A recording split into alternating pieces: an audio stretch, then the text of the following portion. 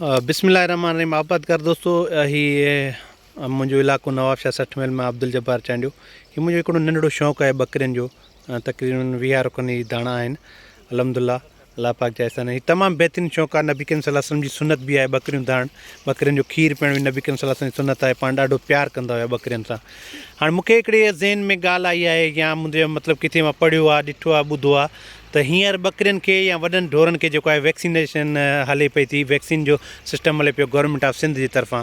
तव्हां बि पंहिंजे इलाइक़े में वेटनरी ऑफिसर हूंदो, तव्हांजे इलाइक़े में तव्हांजे यूसी लेवल ते हूंदो, तव्हांजे तहलके लेवल ते हूंदो, तव्हांजे ज़िले लेवल ते हूंदो।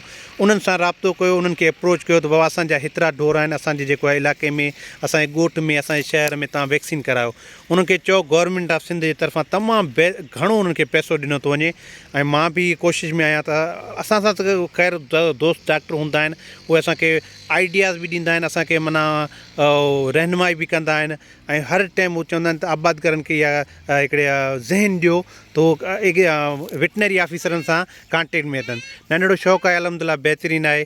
तव्हां बि जेको आहे इन्हनि बकरियुनि सां प्यारु कयो ऐं तव्हांजी बि इन्हनि मां घणो जेको आहे प्रॉफिट कमाए सघो था। Thank you so much.